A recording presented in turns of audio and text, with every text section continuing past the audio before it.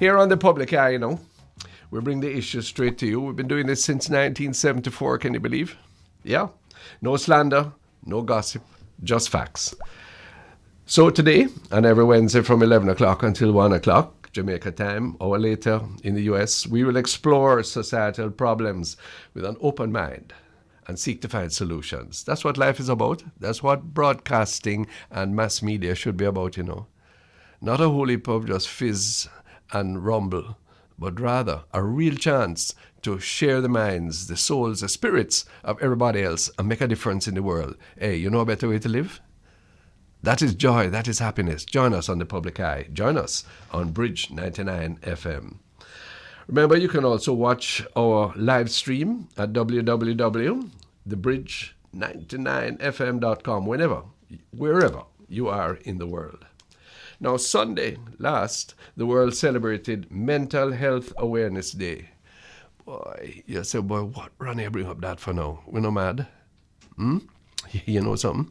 The pandemic and all of its consequences, the idleness, the tight up close, the separation, all of it is having a tremendous effect, not only on our pockets, not only on our social relations, but on our psychology and our emotional conditions. And so sad to say, we still struggle with mental health issues in Jamaica and the Caribbean. This morning, you see, I was driving down Hope Road. You all know Hope Road, where you live, yes? And it's about 25 homeless people I see on the street, most of them seriously mentally compromised. Yeah, it's getting worse, unfortunately, as things get harder. So many struggles silently or try to cope with trauma in unhealthy ways, including violence. State of domestic violence in the country not going down, going up. And many people shame, they don't want to talk about this. They don't want to admit that they are depressed. They don't want to acknowledge that they have a problem. And it's not medicine or liquor or smoke or weed that can help you on this one. This is a serious thing. And so in our show today, we'll be having a discussion with Professor of Mental Health Policy, Head of the Department of Community Health and Psychiatry at the University Hospital, the University Mona campus, Dr. Wendel Abel. He's a good man. Listen to him. He'll speak to us about mental health, the correlation to violence in Jamaica, even as our justice system tries to cope with inmates or prisoners who are unfit to plead or to go on trial due to mental disorders. Hey, I like to talk about this, But I have to tell you that it is a serious thing. Two mentally compromised people have murdered others in the last couple of weeks in Jamaica and have themselves died violently. We can't be comfortable with that, you see. And in the second hour of our program, at 10 minutes after noonday, development and participatory communication consultant who has worked in the Caribbean for over 20 years, particularly in Haiti and Jamaica, his name is Voordouw. He'll join us to speak about his experience working in Haiti.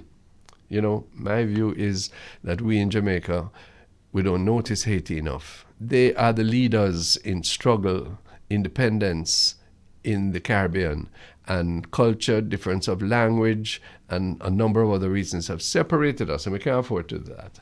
Yes, especially in their extremity. So we'll talk about his view, that's Jean Voordouw's view about the treatment of Haitians in the Caribbean, and of course, most recently in the United States. As usual, we'll have our New York connection with Beauregard live from the studios of our sister station, Ira Jam Radio in New York. You know why I'm doing this program?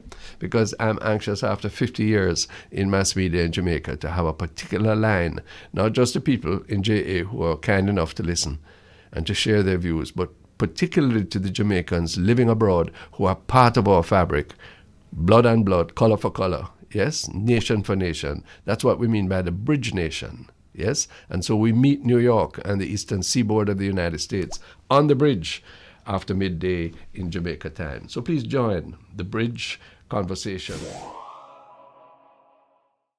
Well, on Monday, I'm reminded that former Prime Minister Bruce Golding, our colleague on the Bridge 99, in his show, Public Eye, discussed using audiovisual and technology to transform the classroom and education in Jamaica. That's a good idea.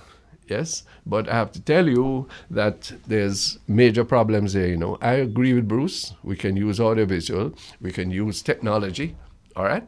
But we have some basic fundamental problems. Hey, if you can't read and you can't write, and if you don't understand the basics of mathematics, then all of the technology is not likely to help you a great deal. So we have to do the basics first, and then we move same time.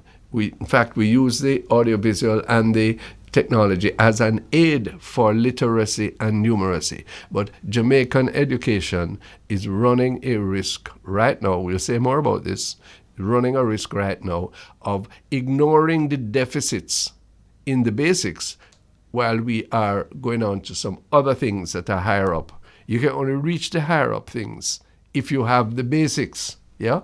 And we have all the infrastructure in place, This is a God-blessed country, rich people, rich nation, because we have a place in school for every child from age 3 come right up to age 18.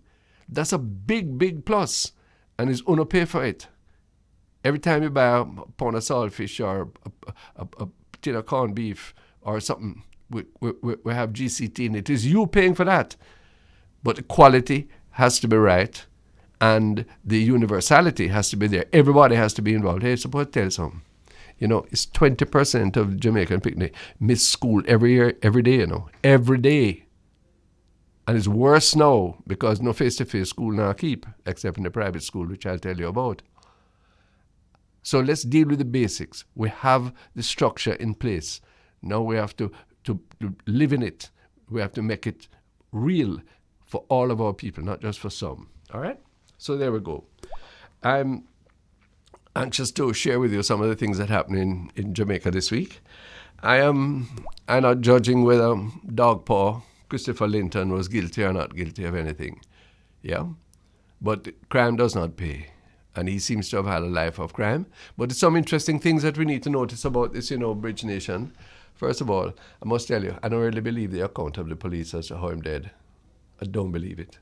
We have too much experience, over 50 years of engagement with law practice and police business and criminal law. Plenty time what they say is not true. I'm sorry to say this, but I have to say I would like independent witness to tell me more. Okay? Be that as it may. What is coming out now is that Linton, like so many other dons in Jamaica, have a very positive role among some people in their community. Not just they do this thing where you're the dads, but that too. But many of our young boys and girls, they do not have any effective parent. And as a result, the one figure of strength in the community, yes, because pastor look up to heaven, JP has sit down in him yard. I'm caricaturing and exaggerating to make the point. Yes? And people struggling in a way that they do not treat the children, they do not hear what they cry. And as a result, they grow close to the guy who is the dads in the region, the leader. Yes? Don't take my word for it alone, Yes? Even the Minister of National Security, Dr. Horace Chang, is talking about the 70% of the picnic that drop out of his schools in Northwest St. James, yes, around Montego Bay, and how easily they are subsumed into the gang culture. So when we see something like the death of Dog Paw, yes, we have to think deeply about how a man come like him, yes? It's just the devil take him up? And how the devil get into him? We want to know. And we have to decide how we're going to replace constructive community leadership, yes, in place of deconstructive criminal leadership. Sorry about it, Don. Sorry about the loss of any life, you see? Any life I'm sorry about. I'm being reminded that Budge's daughter odds with him, and she left home, and a big business now, whether she's missing or take care of herself. Hey, our artists are supposed to try to be models of goodness and upliftment in our society. Yes, that's the key thing. That's what we really need to invite them to do. But I'm not entering into any judgment call about this man's family, you see. I am more vexed with him because he stand against the vaccination. And if we're no vaccine, well, we are going to open yourself to get sick. And if you don't want to make it your personal choice, you can do that. But then please don't come around me. Yeah, that's not right. You cannot take your personal choice and make somebody else vulnerable. That's not right. That's not human rights. Yes, that is pure selfishness. Okay? Oy, oy. Yesterday, the Auditor General of Jamaica, she's the corruption watchdog. No? She look into government ministries and agencies and decide whether the money spending right. Is your money, you know? Are you paid?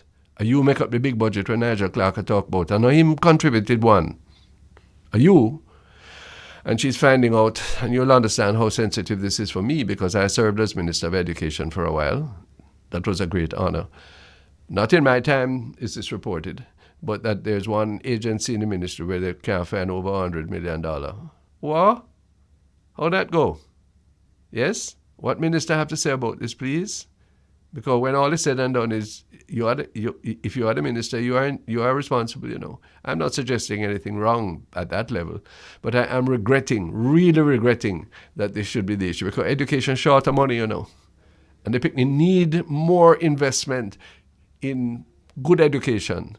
And when you hear that the money that we, same one, put aside through the budget, take out of our pocket for the schools to run right, and somebody can't tell you where 100 plus million gone, and then remember the scandal with the food company, the government food company, where we're supposed to feed picnic, breakfast and little lunch and little snacks, yes, for his own purposes, or not spend right. Hey, the public of this country have a right to get vexed, you know, and telling people, take care of yourself, do better than that. If you do wrong, try to come to some arrangement where you pay it back or move out or take the consequence of the law. But we cannot have this continue.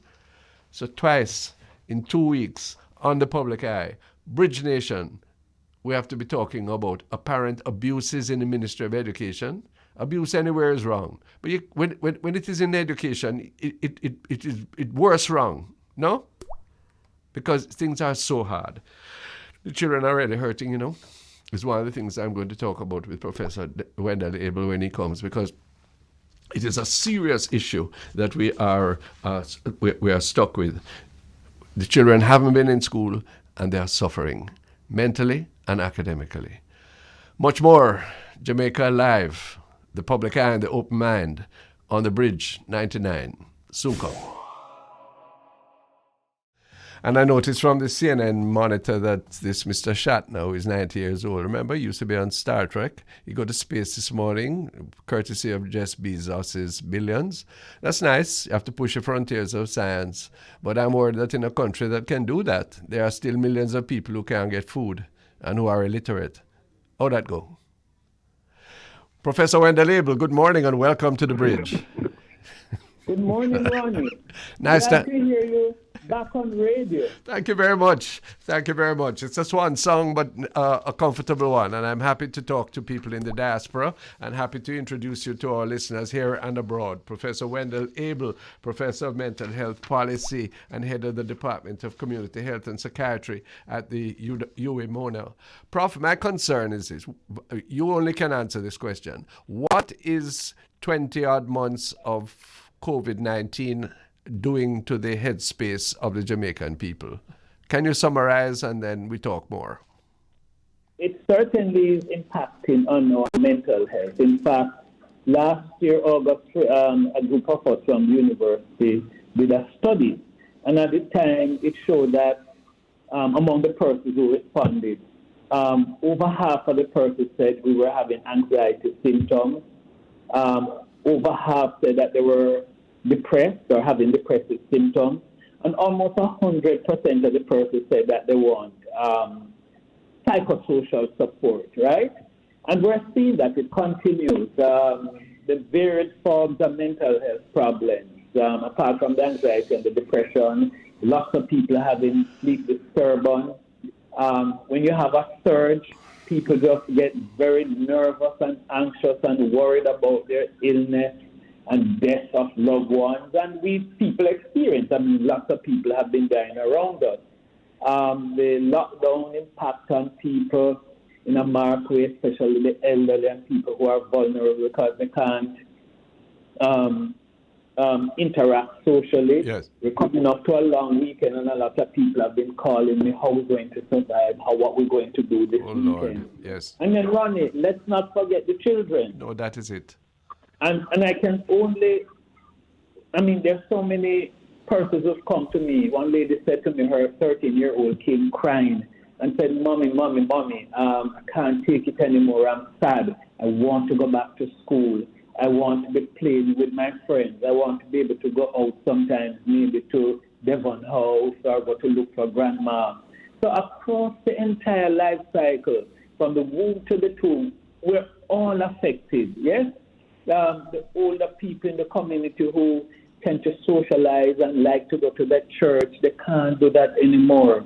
Ronnie, the reality is that our lives, all of us, lives have been disrupted. And the things that bring meaning to our lives that we used to take for granted, they're all lost. Whether it's the christening of the baby, the graduation, in the last school year we didn't see the children nicely dressed graduating, the wedding, funeral, yes. And you name it. All the rituals in our lives that give meaning to our existence have just gone.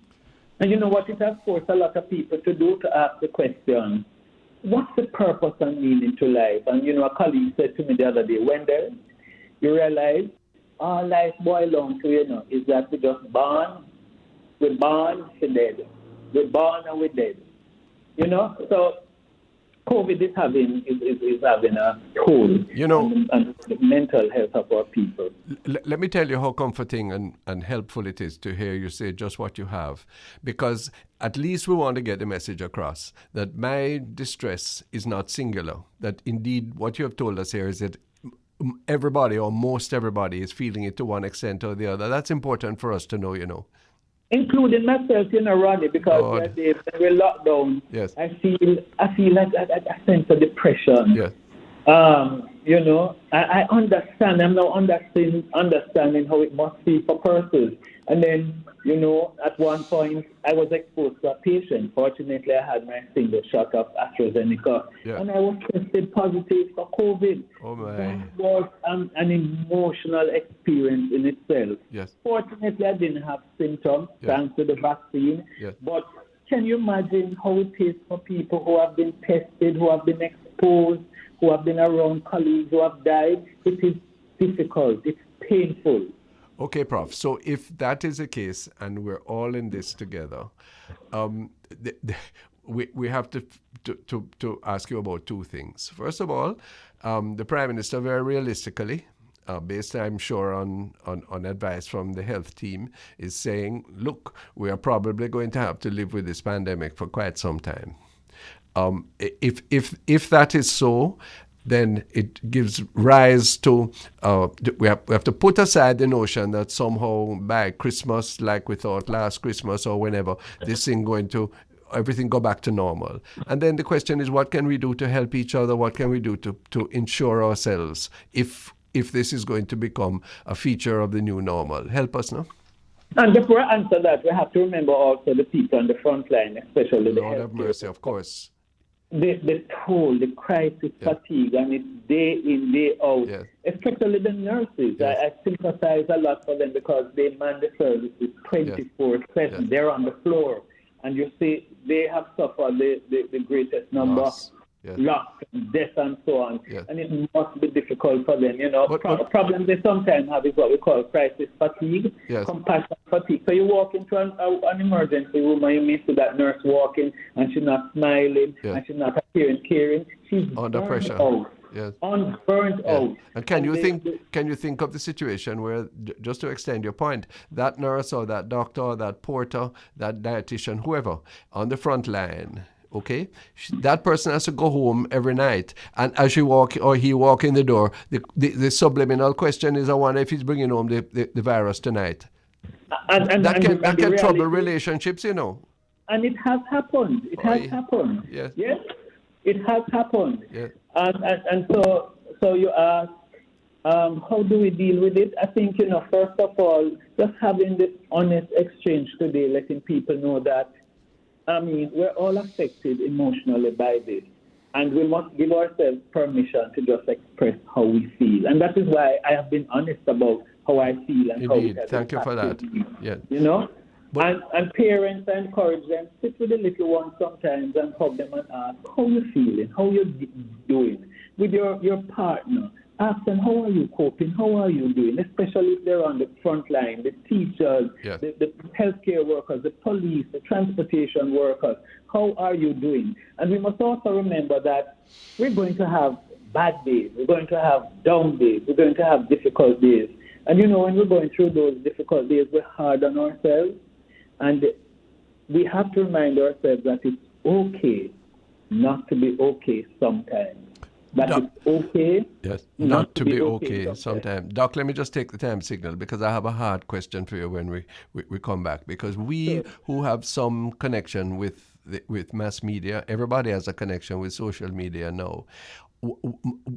Especially because we are more isolated than we traditionally have been, we turn to these expressions, these opportunities to communicate, and the tone and the content of that communication either helps or hinders us in this mental health difficulty we are. Talk to me about that in a moment. Professor Wendel Abel is with us. Soon come. This is The Bridge 99.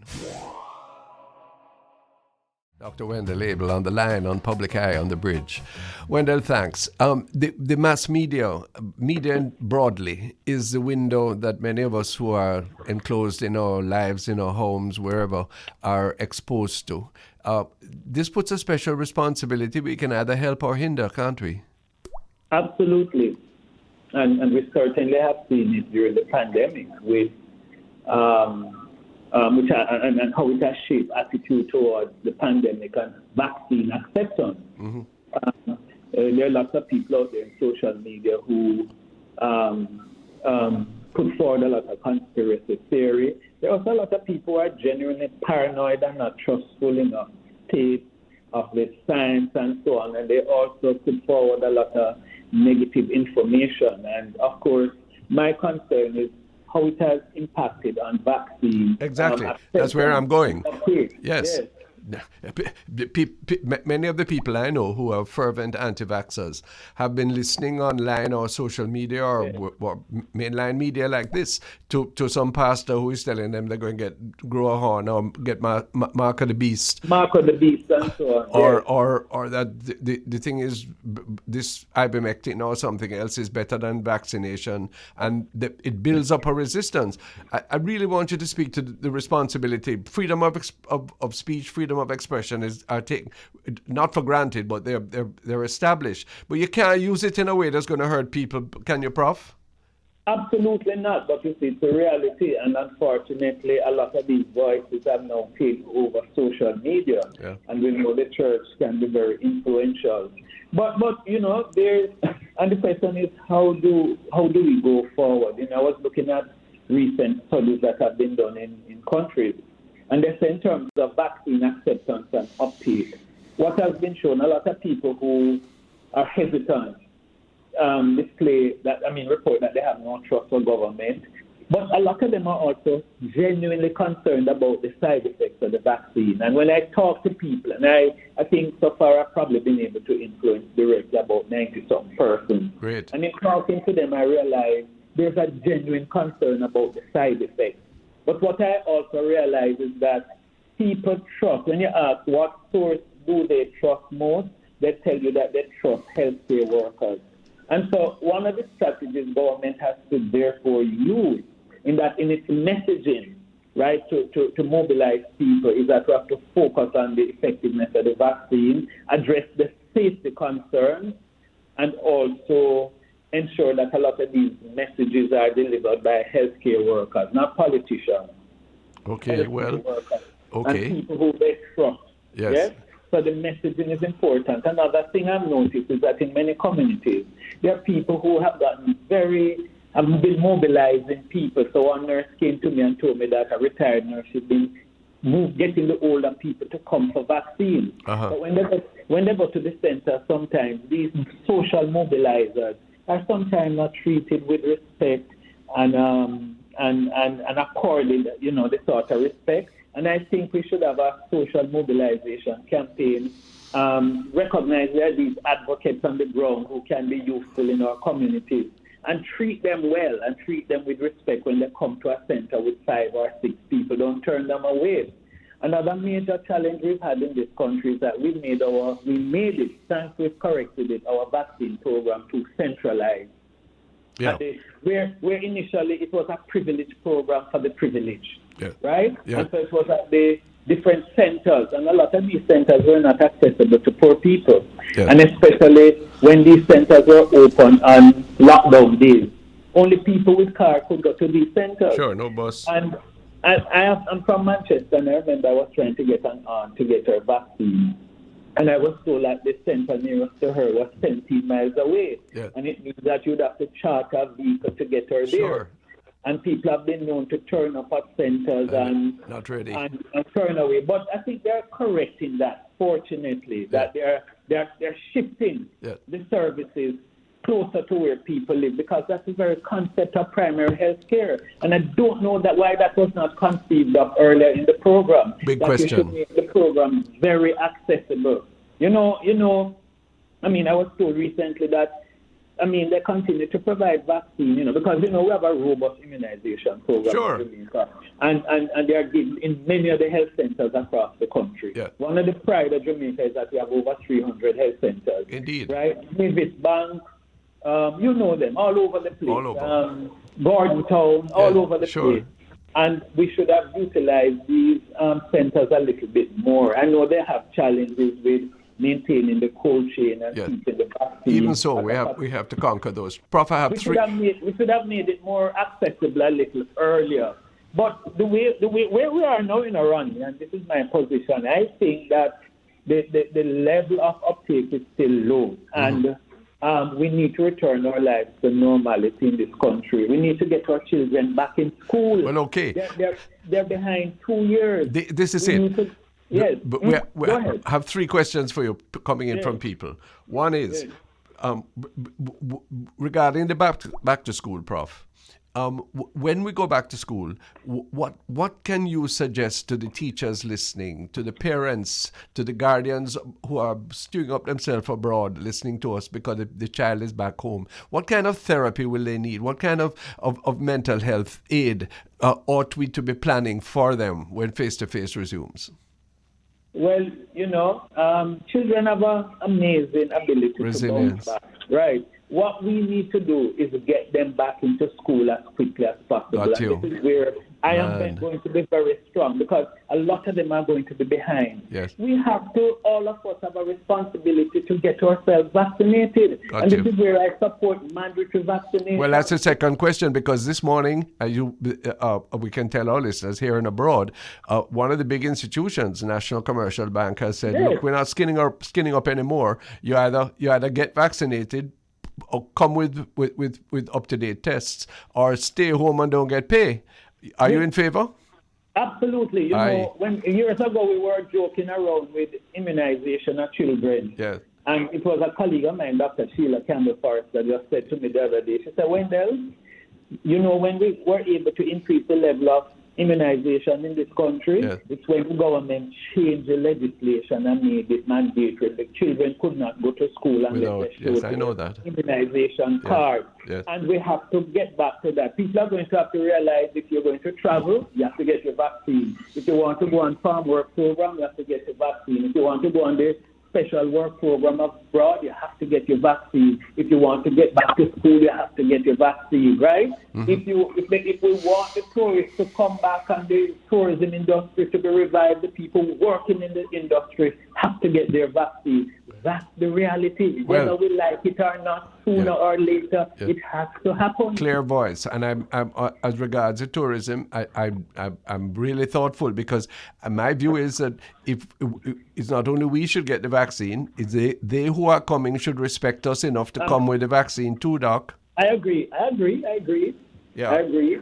But if we want to bounce back, and if we don't want to be locked in poverty and our lives to be to be miserable because poverty sucks. Yeah. You know, Yeah. we have to get with it and get vaccinated because guess what? Other Caribbean countries are leaving us behind. That's the reality. Can you imagine? We're at the bottom of the queue there. Last question for you is this. Somebody's asking, when you feel anxious, when you feel depressed, is there some medicine that Prof. Abel can prescribe? Is there some tranquilizer? Is there something from the pharmacy that I can get to help myself? What do you say? We don't like to jump to medication first, right? And let me give you some quick tips. First thing you have to do is recognize your feelings, express them.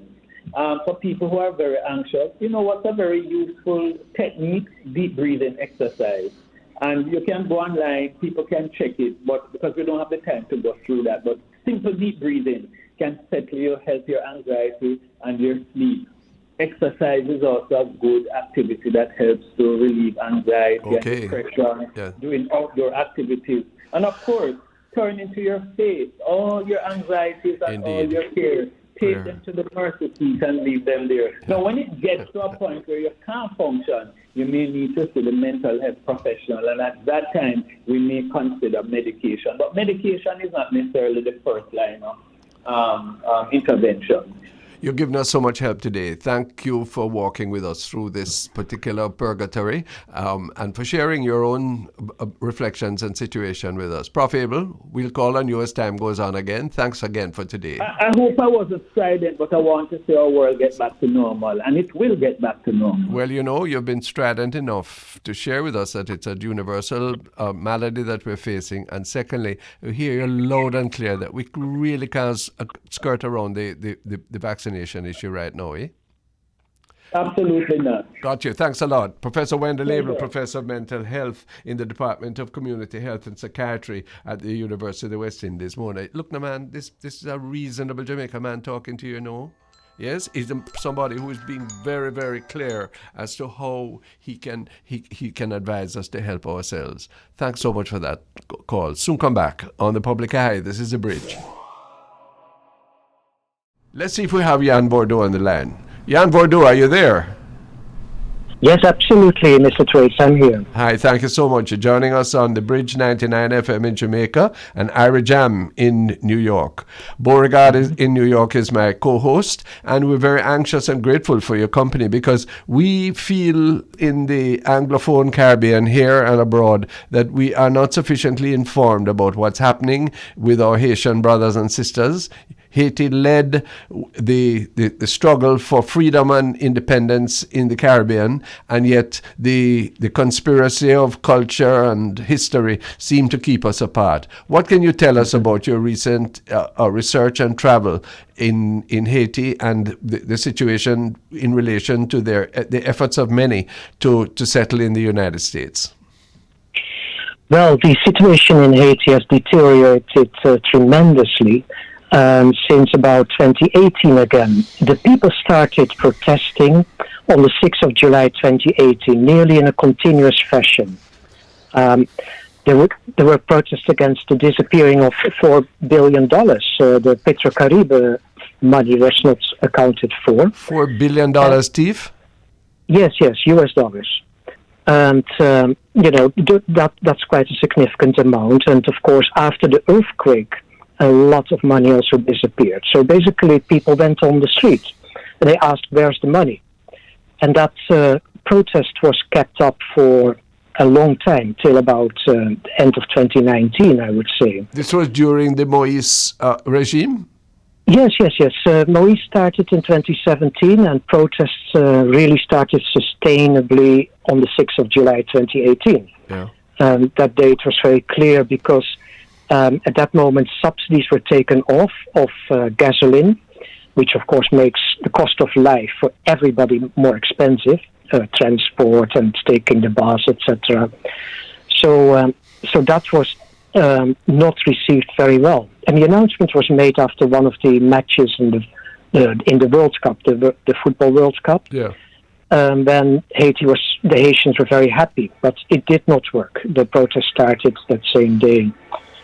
So there's been a lot of unrest since, but Jovenel Moïse is of the same party of Michel Martelly, Laurent Lamothe, who have been in charge of Haiti from 2011 forward. And he protected them.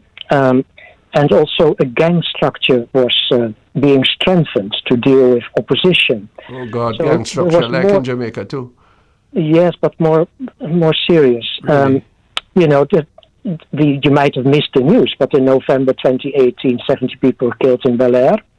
And the gangs were first, those gangs were connected to government. There are also the other gangs, of course. And that war came now to a peak on the 1st of June this year. Port-au-Prince has at least 10,000 internal refugees, people that cannot go to their houses. Martissan, you cannot pass it.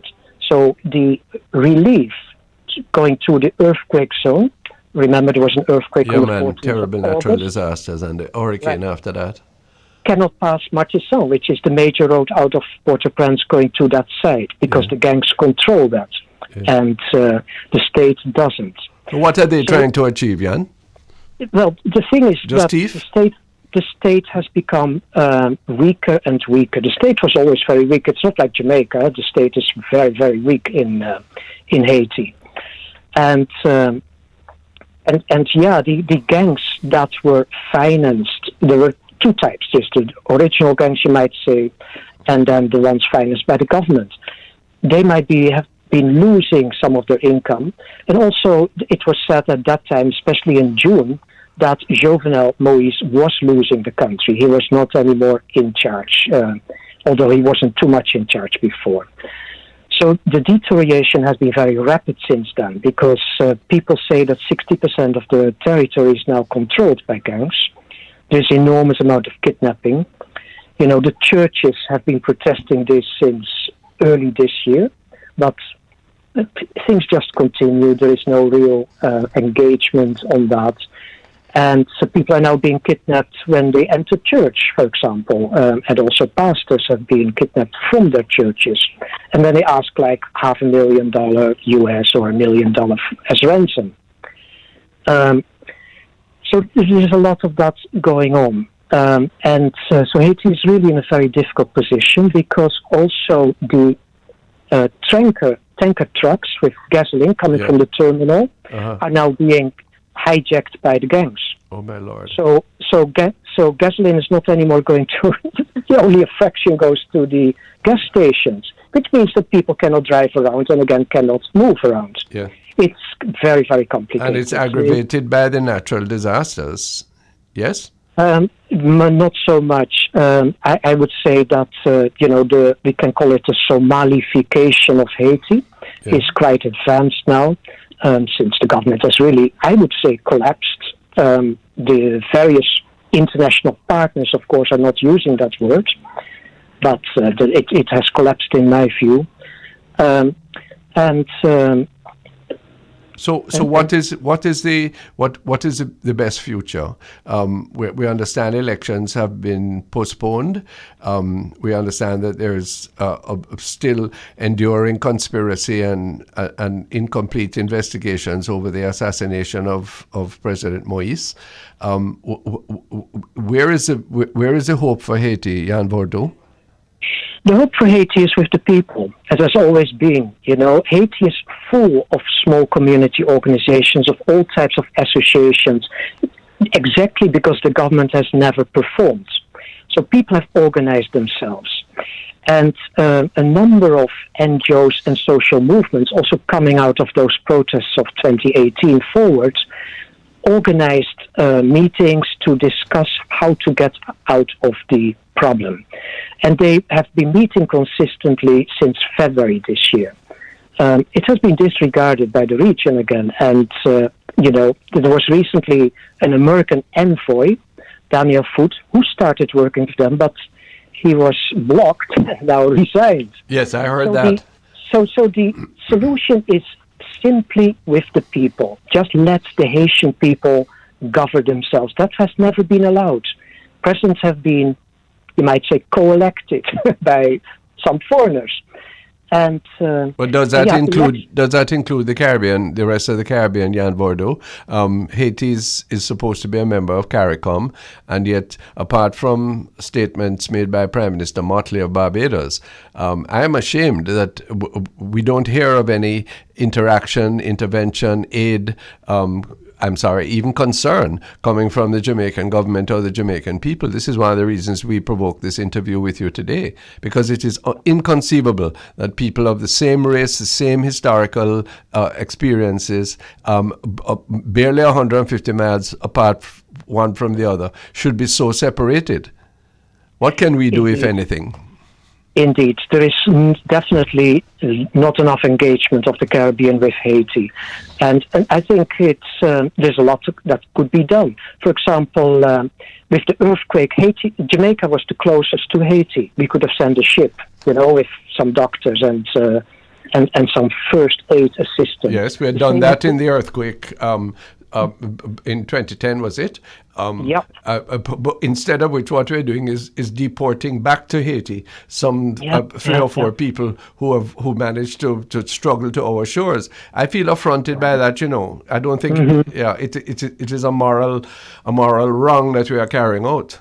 Yeah. No, Ronnie, this has a long history. Haiti was the second independent country in the Americas. Yes. And the first independent country, and all the planters around never accepted that. So that's where it started. But then we can't. We're supposed to be able to move beyond that now. President Aristide, when he was in office, took refuge here. We Boukman Dutik left Jamaica and aided in the Haitian Revolution. Many of the exile leaders came here. We need to understand more so we can fashion better relations. Right. Well, that type of interest is needed from Jamaicans to really understand what goes on. In terms of economy, Haiti has systematically been turned into an import-export market. People were taken out of agriculture, had to work to gain some living in the factories, making baseball caps and underwear and T-shirts, instead of growing rice, because rice could be imported from Florida and from Arkansas and other places. That was very much under the Clinton regime. So the chance that Haiti has is with its own people to come with an indigenous solution. And of course, now there is the huge problem of crime. That is huge. But I think the engagement of civil servants, of NGOs, of churches with Haiti is important. For example, the churches, the Protestant churches did in February already formed a committee against the return of a dictatorship. I don't think it was picked up by CARICOM. No. Because from the 7th of February, Jovenel was illegal. He was a de facto president. Yes, the term had expired. And so the Catholic churches had earlier done announcements in that regard, and then the Protestant joined in February also. All this, we people looking at Haiti have seen this coming, and we are warning. It's like climate change. You keep warning, but nobody picks it up. But Jan Voordouw, For me, it's like that. Yes, you speak of of small groups, communities, etc., being the future of Haiti. Small disparate groups cannot constitute a state, especially when they're fighting against such apparently very powerful and desperate kleptomaniacs, as you describe the gang culture to be. Who is going to lead this? Well, that's the thing. Those movements have much better leadership than anything else. Elections are absolutely not possible. The international community wants that, of course, but it will be the usual suspects that will be put forward, and that will be put in function after that. Real free elections have not happened in a long time. Maybe the Aristide election in 1989 was the... Where is he nowadays? Just he's in Haiti, sitting in his house. He's not involved in any way? Well, we don't know, but he is sitting in his house in Haiti. Oh my! Because he had 2011. He had a popular following. Lavalas was it seemed to be some hope for a change after the Duvaliers. Yes, he was the first real freely elected president. But My God. many people say that he went wrong during the exile and came back differently. Yeah. Aristide has a role in setting up the gangs also, because Oh my God. most of the What a presidents disappointment. don't feel secure with the state forces, Yeah. the police, so they set up their own armed factions, and Yeah.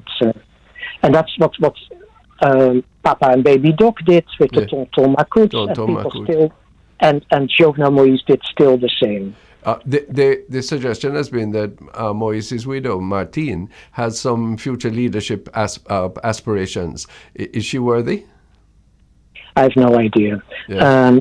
She talks about the dream of Jovenel Moïse, but he didn't achieve anything. He was a very ineffective president, except for that he effectively protected Michel Martelly and Laurent Lemorte.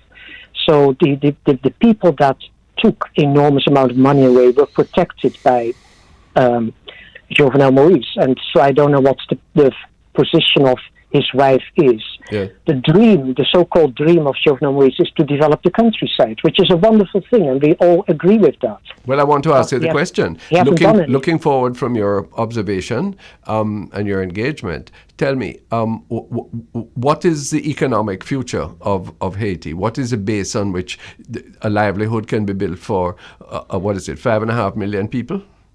Yes. It's Haiti needs to go back to own production. You know, it was self-sufficient in food till the 1980s.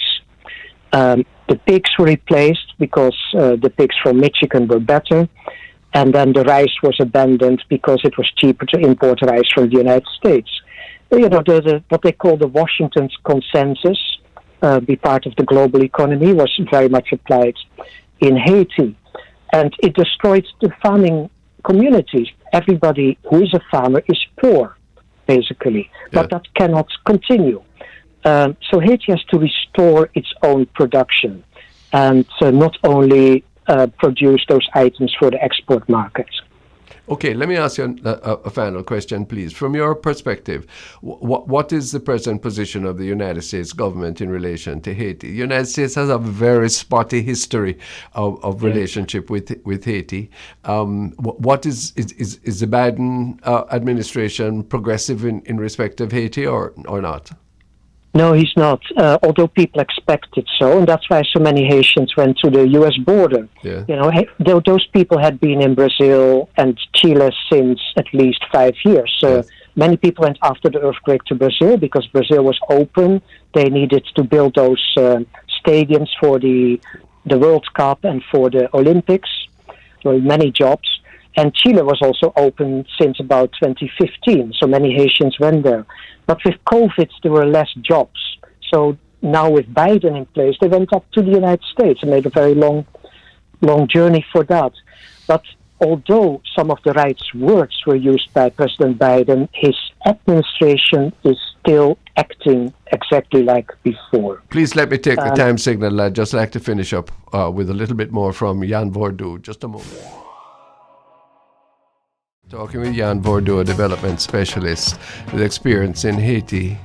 And we in the rest of the Caribbean, we journey with Beauregard and the diaspora audience on RJAM radio have to feel away because we shouldn't treat the Haitian people like this. We have to draw closer, and that is what we're trying to ground the information so we can have a different relationship, a different spiritual bridge to cross, you know.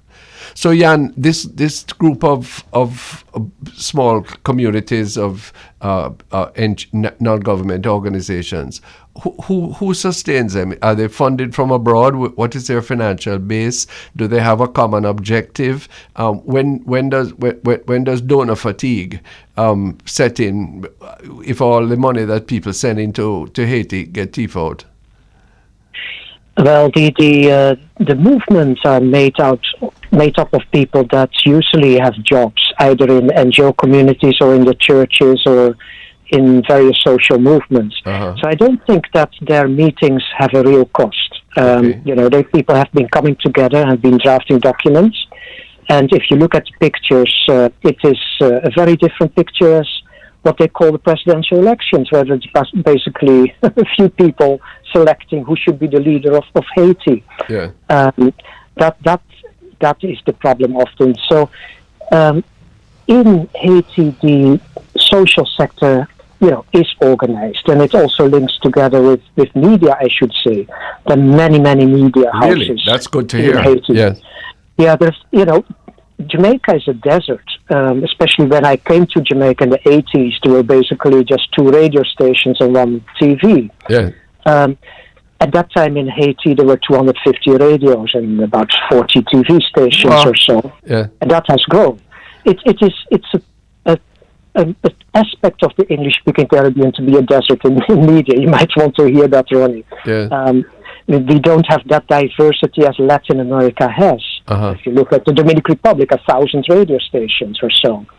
So there is much more like that. And so the society works, but government is the smallest. And that's another big difference with Jamaica, where the government is very strong. Yeah. And people often say the government should do something. Yeah. Then you go to can't say Haiti, that in Haiti. nobody says that. Nobody says the government should do.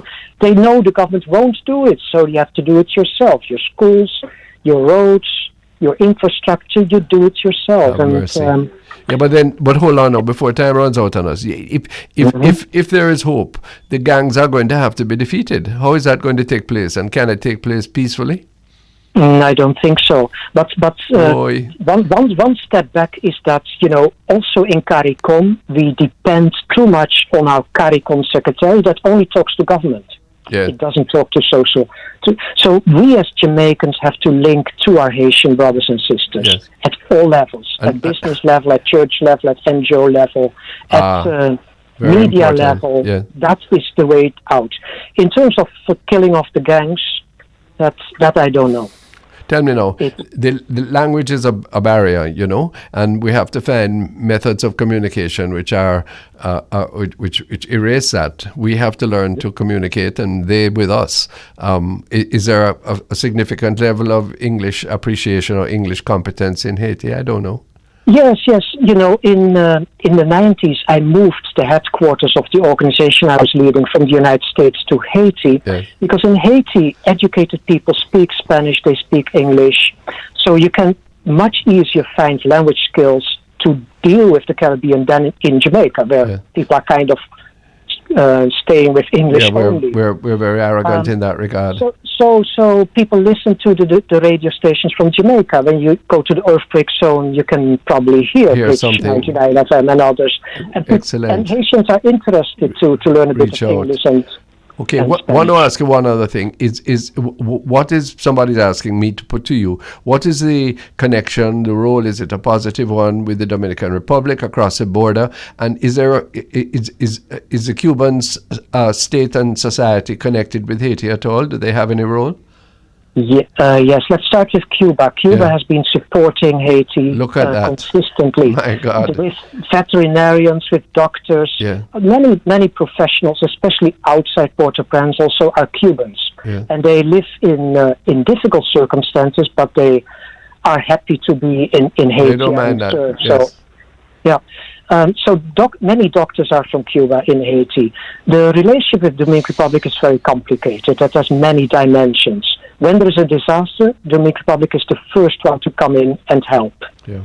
But it's also the country where 1 million Haitians are living, and there's a lot of racism and deportation back, and not acknowledging that people have Dominican citizenship when they look too much like a Haitian. Yeah. So it is, the Haitians freed the slaves twice in the Dominican Republic.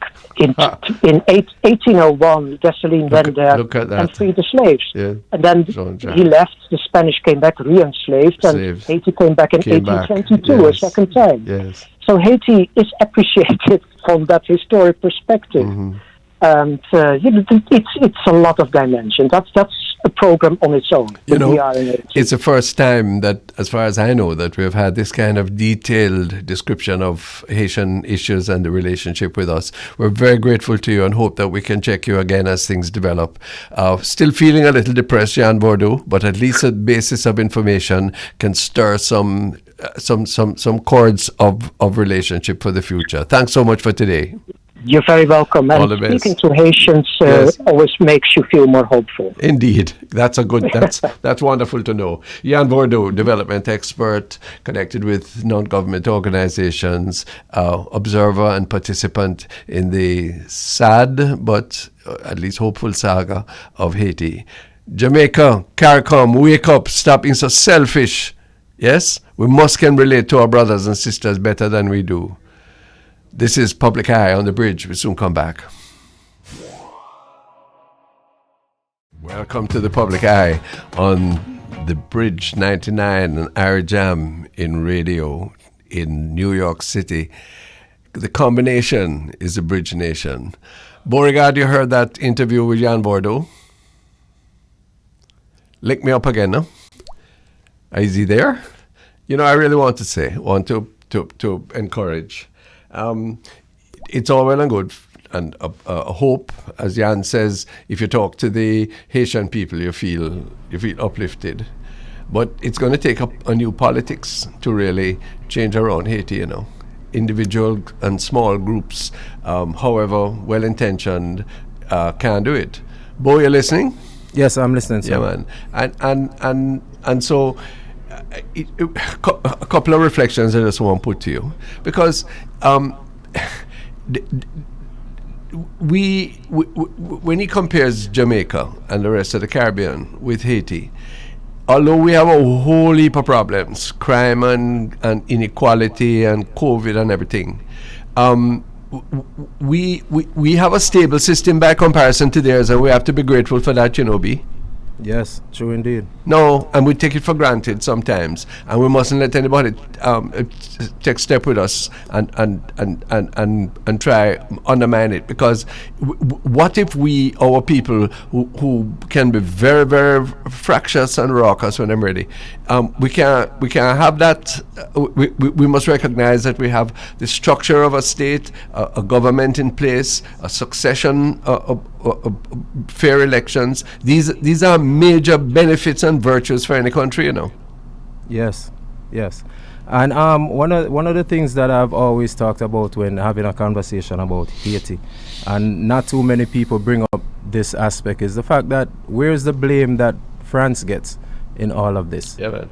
In the underdevelopment Hello, of brethren. Haiti. You know, many of our listeners may not know, you know, that when Haiti wrested its independence from France, yes, they were made to pay a financial price that was for well over 100 years. You know, it was into the 1940s when they stopped paying that debt to France for setting their own people free.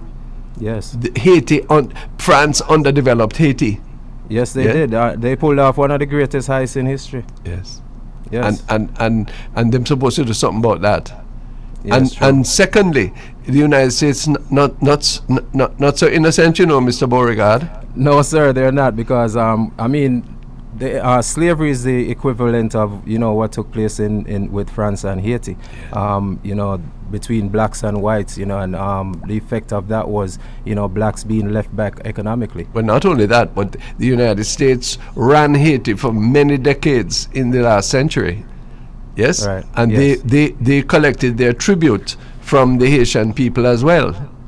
Yes, they did. And so nobody is excusing when Haitian people or some elements in them masquerading as leaders go off with millions and billions of dollars. That is arms house behavior. Yes. Yes. And yes, don't tell me about anything about a Christian nation when people is doing that, because that is criminality at a high level. You're boxing food out of picnic mouth and causing susceptibility to disease and natural disaster and climate change and all them wrongs. But at this stage now, the world owes the poorest nation in the hemisphere a different approach to how the future goes, because you can't have if you have a sore foot, if you have a sore toe, the whole of your foot and the whole of your body is going to feel it, you know. Yes.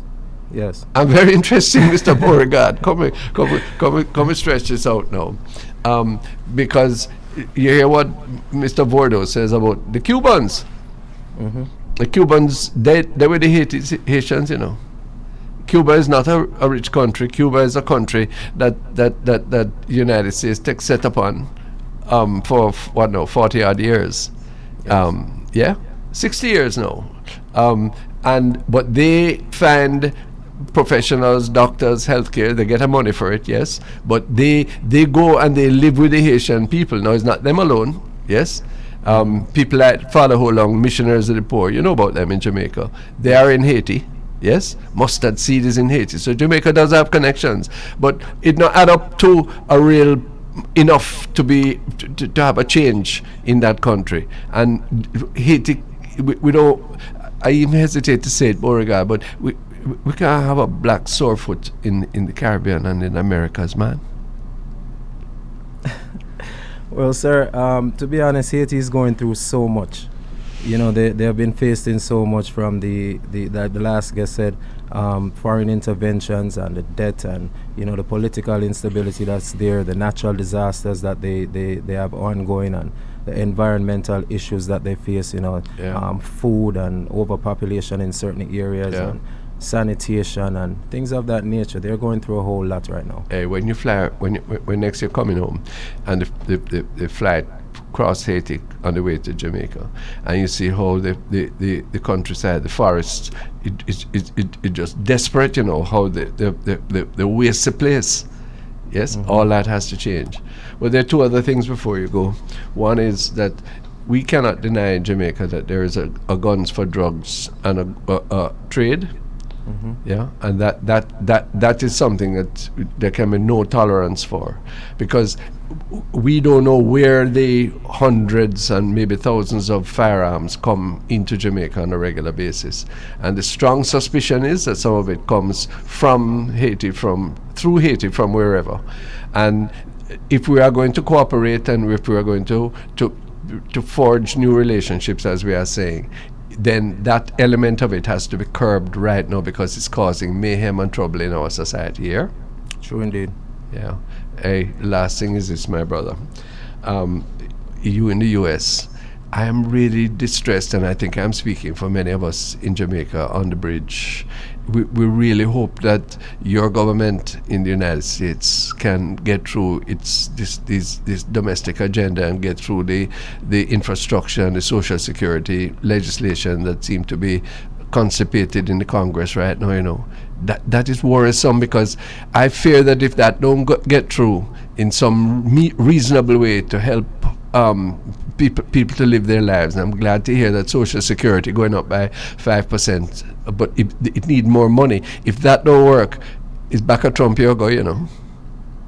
Well, hopefully things will get better before it get any worse, Mr. Thwaites. I swear. And hopefully that Biden can pull this up. Hope springs alive, and we contribute to it by these fruitful discussions that on the bridge that bind our people in your sojourn as well as on the rock. Beauregard, thanks so much for the interchange today. Look forward to next time on the Public Eye, the Bridge Nation, Arajam. All the best.